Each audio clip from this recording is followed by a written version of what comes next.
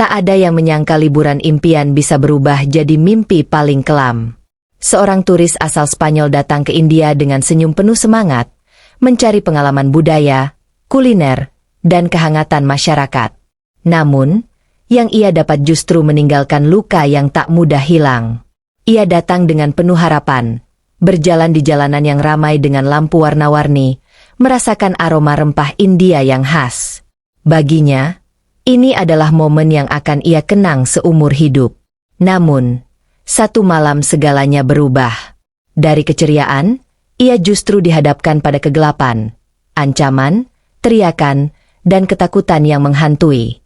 Malam itu meninggalkan luka batin mendalam yang membuat dunia seakan runtuh di hadapannya. Meski selamat secara fisik, batinnya hancur. Ia menangis bukan hanya karena rasa sakit, tapi juga karena rasa tak percaya. Mengapa kebaikan yang ia cari justru dibalas dengan kebrutalan? Sebelum kita lanjut ke kisah menggetarkan hati ini, jangan lupa untuk subscribe, like, dan share video ini. Semoga yang subscribe selalu sehat dan panjang umurnya. Dukungan kalian sangat berarti, agar cerita penuh pelajaran hidup seperti ini bisa terus kami hadirkan untuk kalian semua. Klik tombolnya sekarang juga. Lalu mari kita lanjutkan ceritanya. Ia tiba di Delhi dengan ransel ringan dan hati penuh rencana. Belajar memasak kari, memotret kuil, serta menulis catatan perjalanan. Dari jendela taksi, kota tampak seperti panggung raksasa. Warna sari berkilau, aroma rempah, klakson yang bersahutan, tawa anak-anak di pinggir jalan. Ia menyewa kamar kecil di guesto yang ramah, menempel peta di dinding, memberi tanda pada pasar, museum, dan taman kota. Malam pertama, ia menelepon orang tuanya di Spanyol. Aku baik-baik saja. Orang-orang di sini hangat. Di buku catatan ia menulis 3 kata. Percaya, terbuka, belajar. Pada esok hari ia ingin bergabung tur jalan kaki dan berburu matahari terbit di tepi sungai. Tidak ada firasat buruk. Dunia terasa bersahabat. Ia memeluk rasa syukur. Percaya bahwa perjalanan selalu menjadi guru yang lembut. Ia tak tahu, garis perjalanannya akan berbelok tajam, memaksanya belajar hal yang tak pernah ia minta. Malam itu bermula biasa.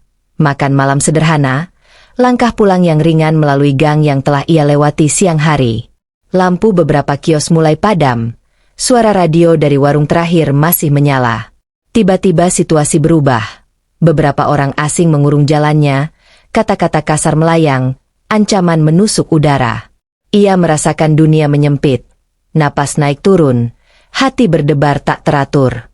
Ia mencari bantuan, namun pintu tertutup, jendela gelap, jam dinding di gang seakan berhenti. Tidak ada yang heroik dalam ketakutan, hanya tubuh yang kaku dan pikiran yang memohon agar semua segera usai.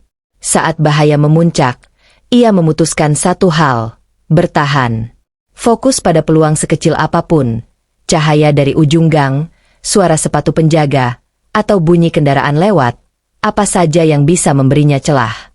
Malam itu meninggalkan bayang-bayang panjang, menorehkan luka yang tak kasat mata namun beratnya seperti batu. Pagi berikutnya tidak membawa kelegaan. Ia duduk lama di kamar, memegang cangkir teh yang tak disentuh. Wajahnya di cermin tampak asing, bukan karena memar, melainkan karena tatapan yang kehilangan bahasa. Ia menangis tanpa suara. Air mata jatuh seperti hujan kecil yang malu. Rasa bersalah, meski tidak semestinya, menempel, seolah ia telah melakukan kesalahan hanya karena berada di tempat yang salah. Ia menulis di buku catatan, aku masih hidup, tapi sebagian dari diriku tertinggal di sana. Teman sekamar guesto mengetuk pelan, menawarkan sarapan, lalu menemaninya duduk tanpa bertanya banyak. Dalam kebisuan itu ia belajar bahwa ada duka yang tidak butuh kata, hanya kehadiran. Ia mengirim pesan singkat ke orang tua, aku butuh waktu. Lalu memeluk dirinya sendiri, mencoba percaya bahwa setiap napas adalah langkah kecil menuju pemulihan, betapapun gemetar. Pemilik guesto menghubungi organisasi bantuan lokal. 2 konselor datang, membawa wajah lembut dan nada suara yang tenang. Mereka tidak mendesak, hanya menawarkan pilihan, pemeriksaan kesehatan, dukungan hukum, tempat tinggal aman sementara. Seorang tetangga membawa saul hangat. Seorang ibu penjual teh menaruh segelas susu hangat di depan pintu. Kebaikan kecil itu menyala seperti lilin di ruangan yang gelap.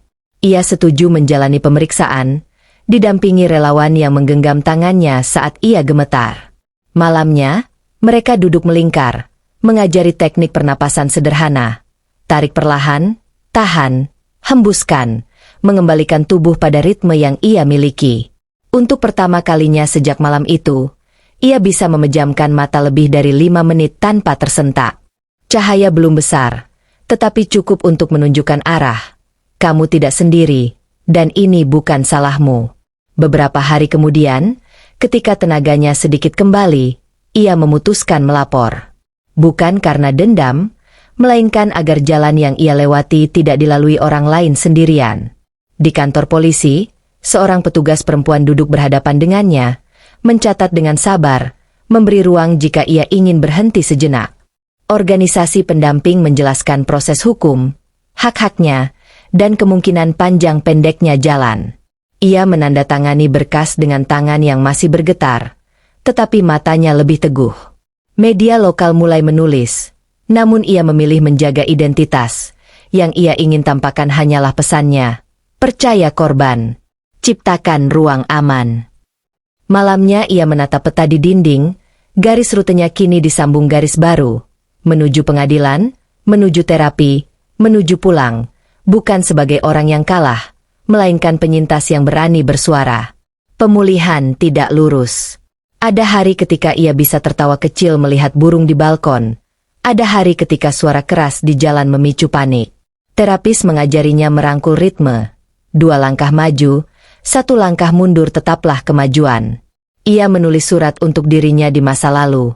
Terima kasih sudah bertahan. Ia juga menulis untuk dirinya di masa depan. Jika ingatan datang, ingat juga orang-orang yang menolongmu. Perlahan ia mulai berbagi cerita dalam forum tertutup, mendengar kisah orang lain, saling menyemangati. Luka tidak hilang, namun tepinya menghalus, menjadi tanda, bukan penjara. Ia menemukan kekuatan baru, menyusun panduan keselamatan bagi pelancong, bekerja sukarela bersama kelompok advokasi, dan menegaskan bahwa perjalanan yang baik bukan hanya tentang destinasi, tapi tentang sistem yang melindungi manusia di dalamnya. Sebelum kembali ke Spanyol, ia berdiri di tepi sungai tempat ia dulu ingin memotret matahari terbit. Kali ini ia memotret dirinya, bukan untuk estetika, melainkan sebagai bukti bahwa ia tetap ada. Di konferensi kecil yang digelar organisasi pendamping, ia menyampaikan pidato singkat.